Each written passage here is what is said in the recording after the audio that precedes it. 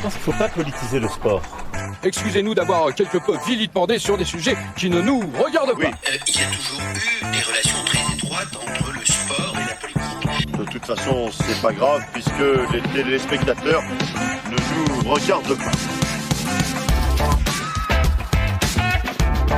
Et effectivement, chers auditeurs, vous ne nous regardez pas, mais vous êtes bel et bien en train d'écouter Sportivement Vôtre. Et on se retrouve pour cette seconde partie d'épisode à Saint-Louis, en 1904, pour parler des journées anthropologiques organisées en marge des Jeux Olympiques et de l'exposition universelle de la même année, dans la même ville. Pour vous mettre dans le bain, certains ont peut-être écouté la musique St. Louis Blues, le cafard, le blues de Saint-Louis, et pour ceux qui s'y connaissent en sport américain, on ne parle pas ici de l'équipe de hockey sur glace, mais bel et bien de ce classique du blues de William Christopher Handy, interprété ici par Saint Louis Armstrong. Si ce n'est pas encore fait, vous pouvez toujours aller l'écouter via le lien en description. Les deux musiciens, Handy et Armstrong, sont originaires du sud du pays. Les deux sont des descendants d'esclaves. Leur art est donc particulièrement intéressant quand on se penche sur les relations raciales aux États-Unis. Ce style musical, le blues, dont Handy est un des pionniers, est d'ailleurs une réelle forme d'expression culturelle de la population afro-américaine au début du XXe siècle.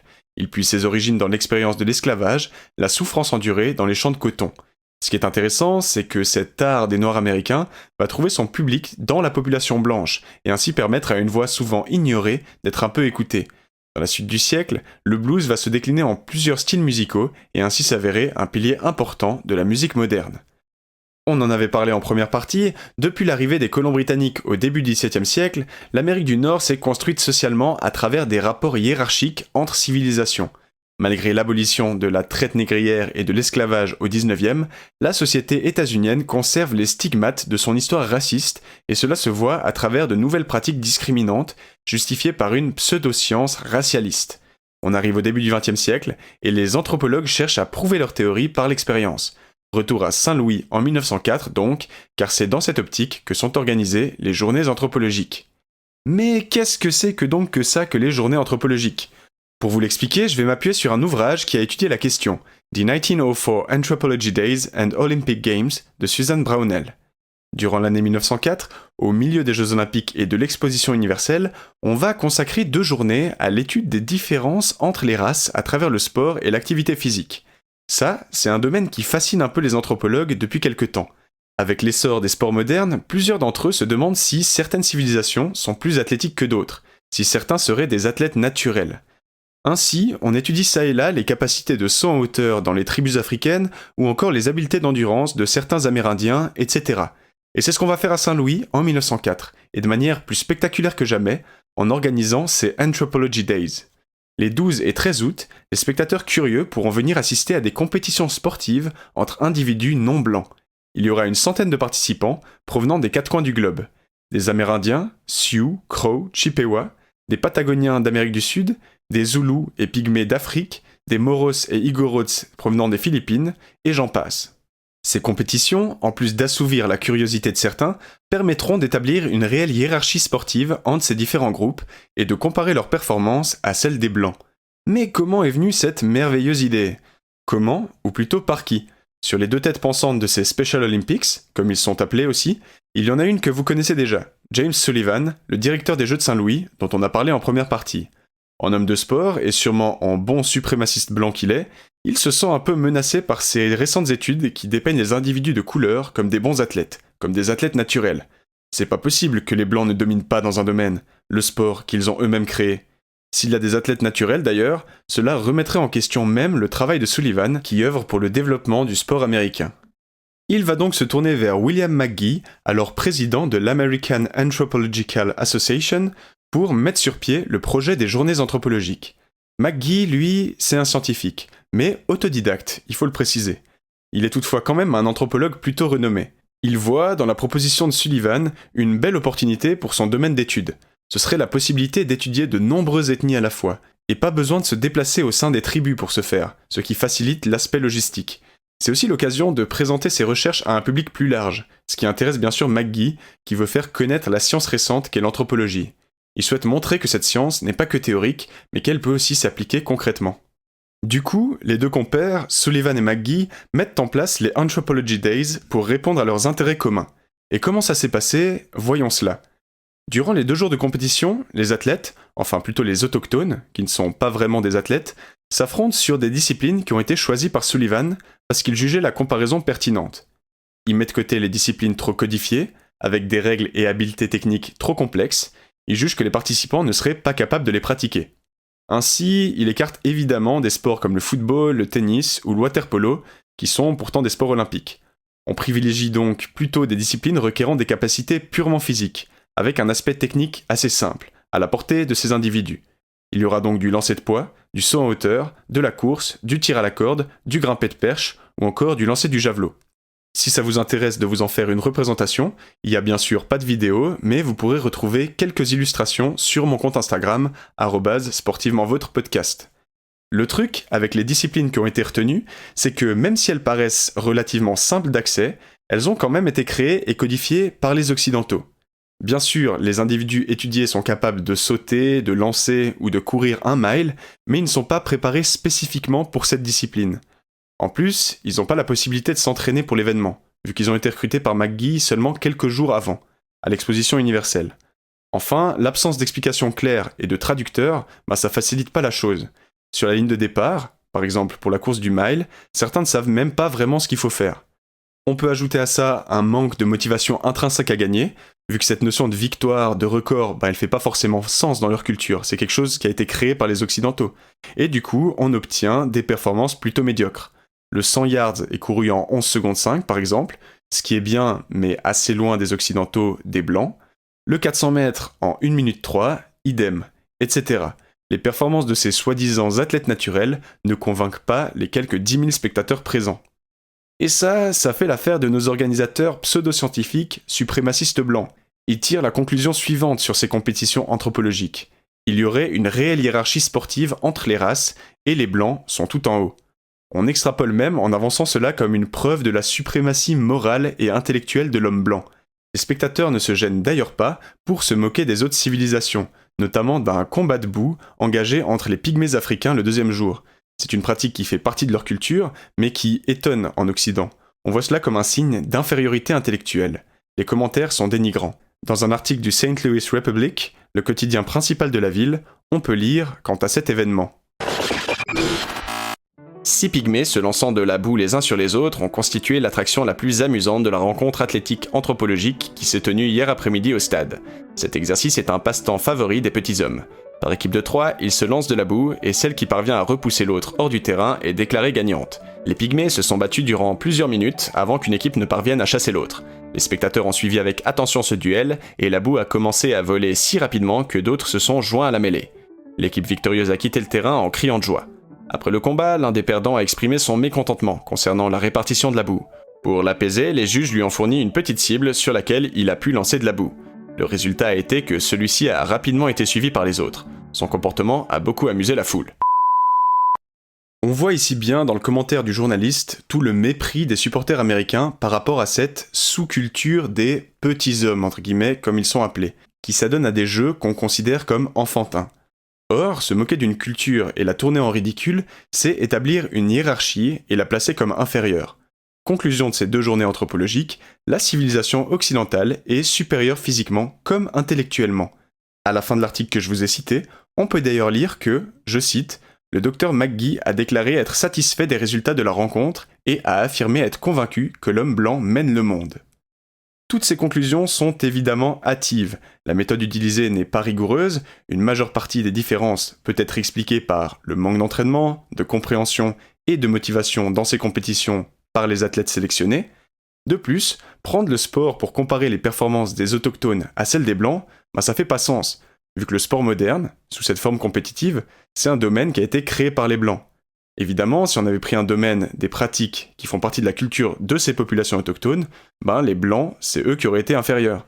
Dans le rapport Spalding, qu'il publie après les Jeux Olympiques, une sorte de long compte-rendu, James Sullivan évoque les Anthropology Days.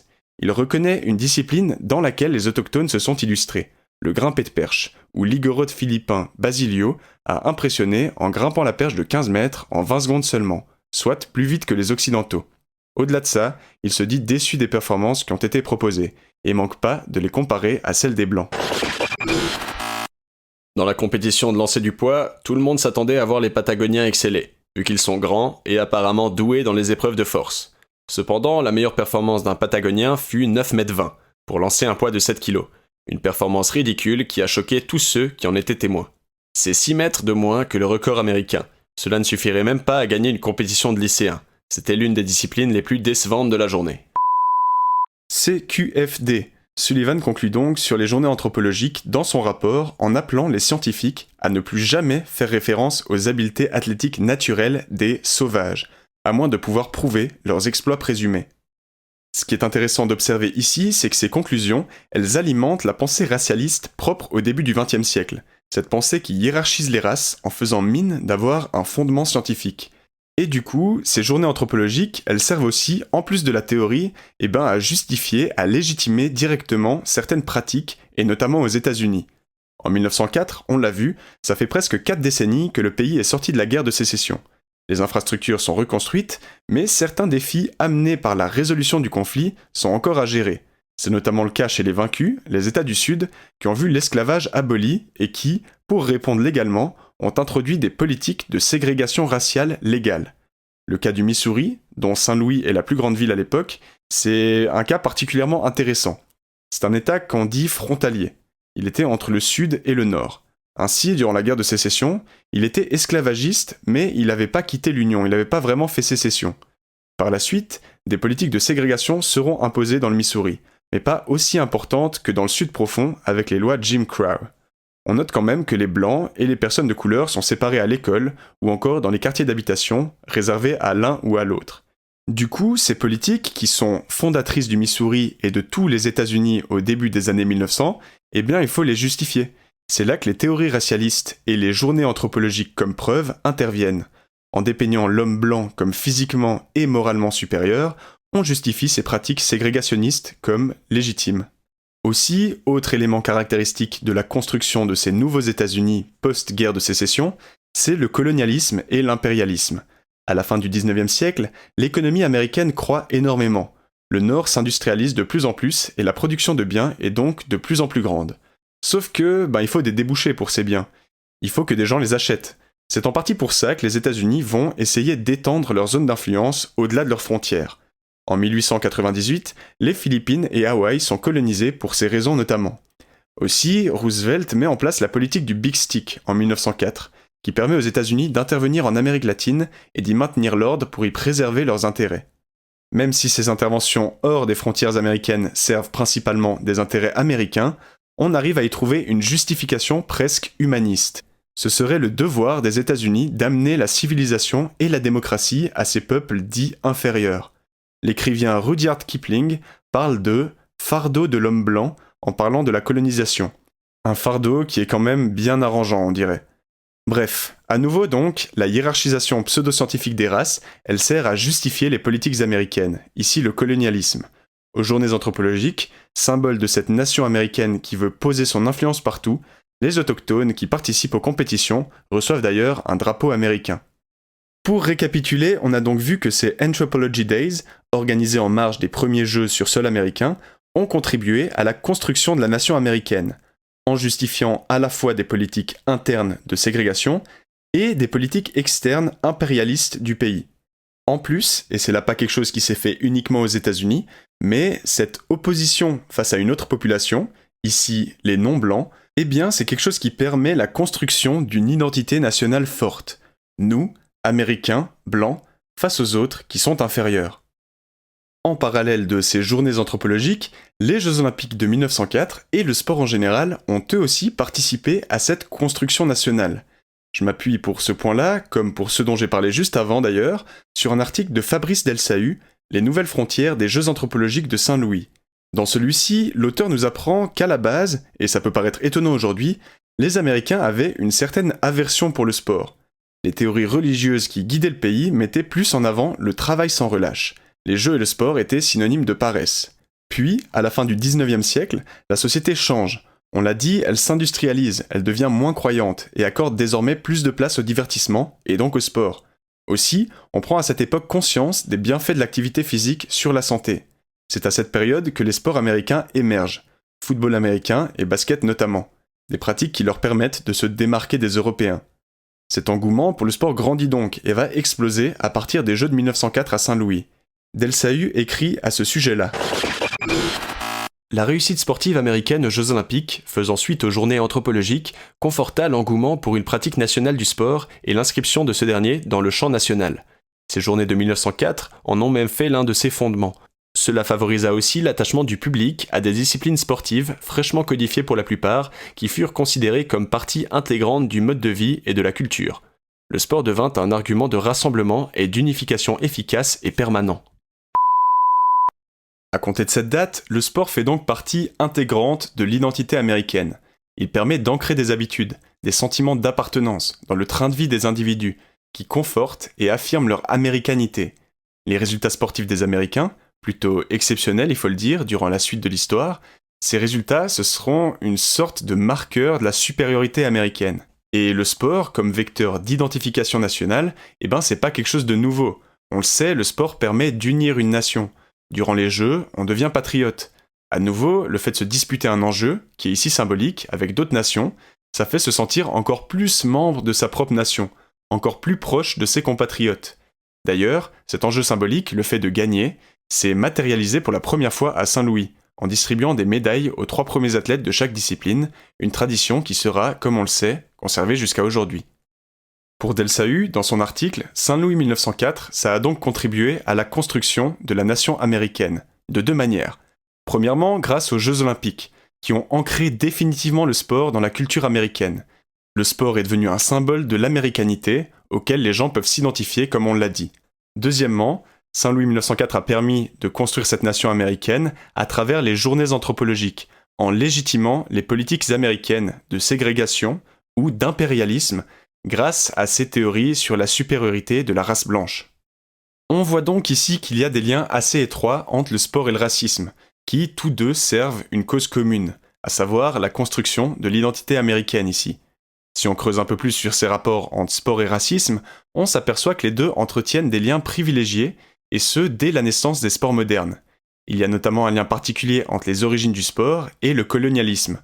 Pour Pierre de Coubertin, qui est le fondateur du mouvement olympique, je cite « Le sport est un facteur éminent de l'entreprise coloniale, à tel point que coloniser sans préparation sportive est une dangereuse imprudence. » Mais pourquoi est-ce qu'il dit ça ? Pour plusieurs historiens qui ont étudié l'émergence des sports modernes au XIXe siècle en Angleterre, ceux-ci ont été pensés en partie pour préparer les élites coloniales britanniques de demain. Les compétences mises en avant dans le sport, elles se transfèrent parfaitement pour l'entreprise coloniale. Première caractéristique commune, l'esprit de compétition et de dépassement de soi, pour toujours en vouloir plus face aux autres puissances coloniales. Deuxièmement, le fair play et le respect des règles. Le sport, comme la colonisation, se fonde sur une tentative de domination légale de l'adversaire. Il faut alors savoir être ferme, mais sans dépasser les limites. Troisième qualité requise à la fois dans le sport et dans l'entreprise coloniale, c'est le leadership et l'esprit d'équipe, qui sont indispensables dans les deux domaines. On voit donc bien les liens entre esprit sportif et esprit de colonisation. En plus de cette préparation des élites de l'Empire britannique, le sport est aussi utilisé en aval du processus de colonisation, donc après, pour en quelque sorte discipliner les populations qui sont dominées. En leur amenant des sports occidentaux, on essaye de les conformer aux règles et aux valeurs de la puissance dominante. Aussi, le sport c'est un moyen de déplacer un peu les résistances vers la sphère sportive. Les populations dominées, elles tentent de montrer qu'elles sont pas soumises en battant les équipes de colons sur le terrain. Mais du coup, ces populations elles ont moins tendance à se rebeller par les armes en dehors des terrains de sport. Dans certains pays colonisés, le sport devient même un moyen d'identification nationale pour les populations dominées. C'est le cas en Inde avec le cricket, qui devient le sport national alors qu'il a été à la base créé et réglementé par les Britanniques. On voit donc que le sport est un moyen de domination coloniale qui permet aux colons d'inculquer leurs règles aux colonisés et de limiter leur résistance. Tout cela pour dire que, dès leur création, les sports modernes ont été pensés en lien avec le colonialisme, et donc en lien avec la hiérarchisation des différentes civilisations. C'est alors pas étonnant de voir des formes de racisme et de défense de l'impérialisme se manifester à travers le sport par la suite. Si on regarde maintenant les liens entre sport et racisme, mais à travers le prisme des journées anthropologiques plus précisément, on peut se demander quelle était la position du monde du sport sur celle-ci, du mouvement olympique notamment. Qu'est-ce que le mouvement olympique pense de ces journées anthropologiques ? En effet, les journées et les jeux ont été organisés au même endroit, la même année, par le même organisateur, Sullivan. Mais qu'en pense le CIO, qui est alors dans ses premières années d'existence? Et quand on parle de l'avis du CIO, donc Comité international olympique, à cette époque, on parle surtout de l'avis de son fondateur, le baron Pierre de Coubertin. Déjà, il faut savoir que Coubertin, il est moyennement emballé par les Jeux de Saint-Louis. Il était chaud pour aller aux États-Unis et mondialiser le mouvement olympique, mais il a un peu peur que ces Jeux, dirigés par Sullivan, soient trop américanisés. Sullivan veut par exemple mettre les sports américains au centre du spectacle. Aussi, avec le peu de nations qui participent, les États-Unis sont au cœur de tout. Ils gagnent la majorité des médailles et ils attirent toute la gloire sur eux, plutôt que sur le mouvement olympique qui veut s'universaliser. Ça plaît évidemment pas à Coubertin, qui n'ira même pas à Saint-Louis, même si on sait pas exactement pourquoi. Peut-être parce que c'était juste un gros rageux, ou peut-être pour contester contre les journées anthropologiques. Dur à dire. Ce qu'on sait, c'est qu'en tout cas, Coubertin n'était pas vraiment favorable à ces journées organisées en marge des JO. Pourquoi ? Le fondateur du CIO et le mouvement olympique étaient-ils animés par un profond antiracisme ? Voyons cela en observant certains écrits de Coubertin sur les journées anthropologiques. Les Jeux de Saint-Louis manquaient complètement d'intérêt. Personnellement, je n'avais même pas envie d'y aller. J'avais comme un pressentiment que ces Olympiades allaient être à la hauteur de la médiocrité de la ville. Si on parle d'originalité, la seule chose d'innovante dans le programme de Saint-Louis était plutôt embarrassante. L'attraction phare était les journées anthropologiques. Ici, Coubertin est assez critique envers les Jeux de 1904 et les Anthropological Days. Cependant, il semblerait qu'il soit surtout frustré que la lumière de ces Jeux olympiques se déplace sur ces journées anthropologiques. Les festivités qui se sont déroulées tout au long de la journée à Saint-Louis n'ont pas été très flatteuses pour les participants asiatiques. Ces descendants de civilisations si anciennes et si raffinées étaient appelés à se comparer à des représentants de peuples à peine sortis de leur barbarie originelle. Ce fut une erreur. Deuxième explication de la non-approbation de Coubertin, son opposition à faire concourir entre elles et à comparer les différentes civilisations. Enfin, quelqu'un qui dit quelque chose de sensé. Sauf que lui ne le dit pas par antiracisme, mais justement car pour lui, il est scandaleux que certaines civilisations inférieures, ici les Africains et les Amérindiens, puissent être comparées aux supérieures, plus anciennes, les Aïnous du Japon, les Turcs, etc. Même s'il cherche une mondialisation du mouvement olympique, il faut pas déconner. Les populations dites primitives n'ont pas à participer dans ces joutes entre personnes civilisées. En fait, cette vision universelle de l'olympisme, elle a rien d'humaniste. C'est surtout pour poursuivre des intérêts économiques. Du coup, même si Coubertin qualifia les journées anthropologiques de « mascarade outrageuse », on peut pas vraiment dire que ce soit grâce à ses idéaux antiracistes. C'est plutôt dû au fait que l'organisation américaine semble faire comme bon lui semble et ne suit pas son image rêvée du mouvement olympique. Même si le mouvement olympique semble donc plutôt défavorable à la tenue des Anthropology Days, cela ne signifie pas que le sport s'oppose totalement aux théories de hiérarchisation des races. Mais bon, voilà, on peut se dire que c'était en 1904, il y a très longtemps, que les mentalités ont certainement changé, notamment dans le domaine du sport, etc. Alors c'est sûr que cet événement de Saint-Louis, il s'inscrit dans tout un contexte qu'on a essayé de mettre en avant. C'est sûr qu'aujourd'hui, on verrait sûrement pas ça à côté des Jeux Olympiques. Mais depuis lors, plus implicite peut-être, la question du racisme dans le sport, elle a clairement pas été réglée. Laissez-moi vous citer quelques exemples, dont c'est sûr qu'on reparlera dans de futurs épisodes. Premier exemple, les institutions sportives, et notamment le CIO, ont souvent eu tendance à tolérer et travailler avec des régimes ouvertement racistes depuis. C'est le cas en 1936, avec les Jeux de Berlin en Allemagne nazie. Le CIO ne tente pas de relocaliser ou d'annuler la compétition, étant donné qu'une visibilité sans précédent sera apportée à l'olympisme. Pourtant, on le sait, le régime hitlérien prône une vision hiérarchique entre les hommes et compte bien utiliser ces jeux pour montrer la suprématie aryenne. Mais bon, pas super grave, le CIO va fermer les yeux pour cette fois. Deuxième exemple de ce racisme qui est toujours bien présent, même si caché dans le sport, à plusieurs reprises dans l'histoire, les instances sportives sont intervenues pour sanctionner des prises de position antiracistes. Vous le comprenez, s'ils sanctionnent des positions antiracistes, c'est un peu raciste. Au JO de 68 à Mexico, les sprinteurs nord-américains Smith et Carlos manifestent pour les droits civiques des personnes de couleur sur le podium du 200 mètres en levant un poing ganté en l'air. Ils sont par la suite bannis des Jeux Olympiques par le comité américain. Plus récemment, en 2016, Colin Kaepernick, un joueur de football américain, s'agenouille pendant l'hymne national pour protester contre l'injustice raciale dans le pays. Dès l'année suivante, son contrat est rompu par l'équipe de San Francisco et plus aucune équipe ne souhaite le recruter. Il est mis à l'écart officieusement à cause de sa prise de position.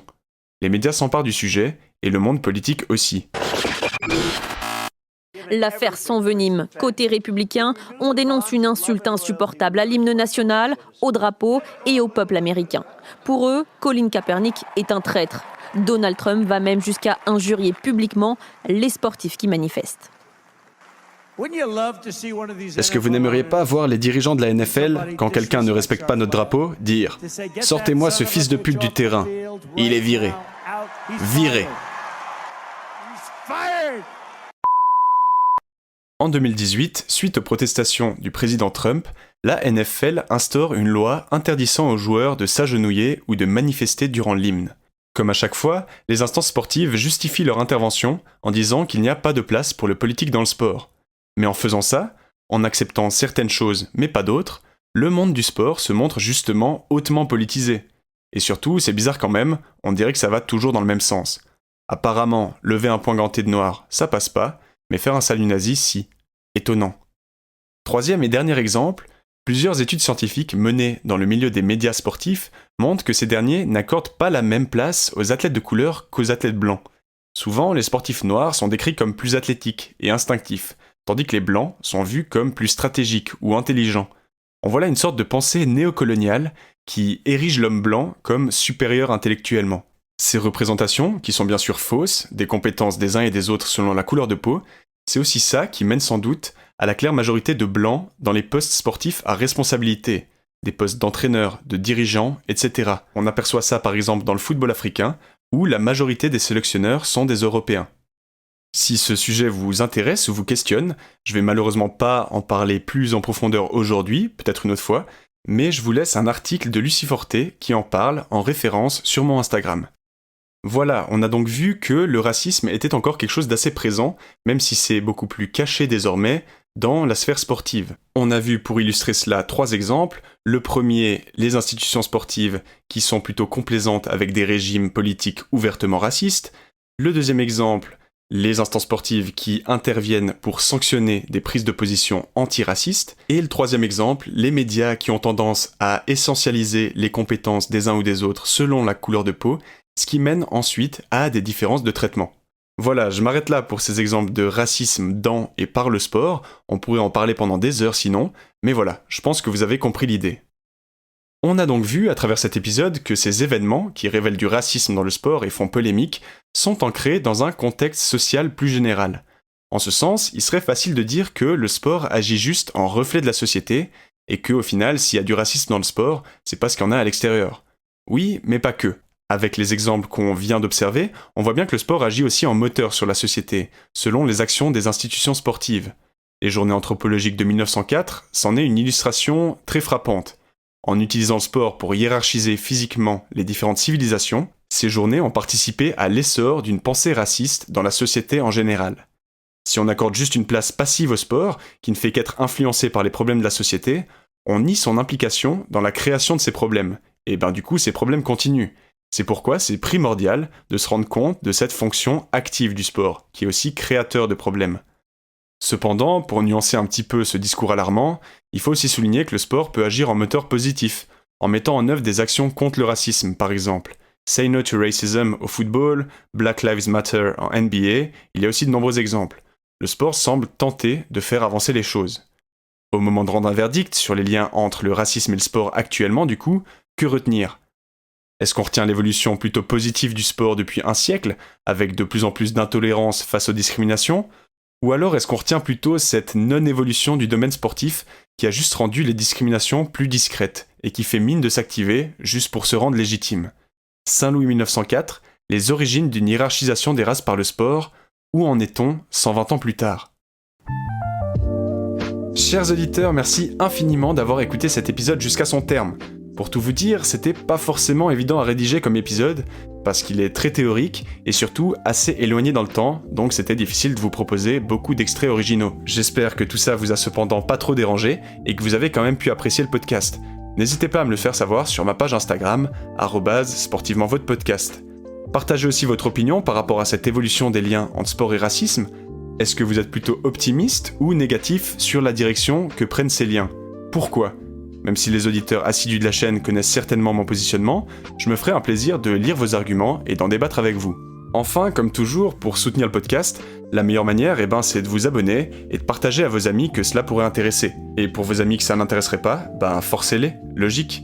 Non, sérieusement, ça m'aide grandement. Merci beaucoup à vous. De notre côté, on se retrouve très vite pour un prochain épisode. Je me réjouis. Sportivement vôtre, ciao.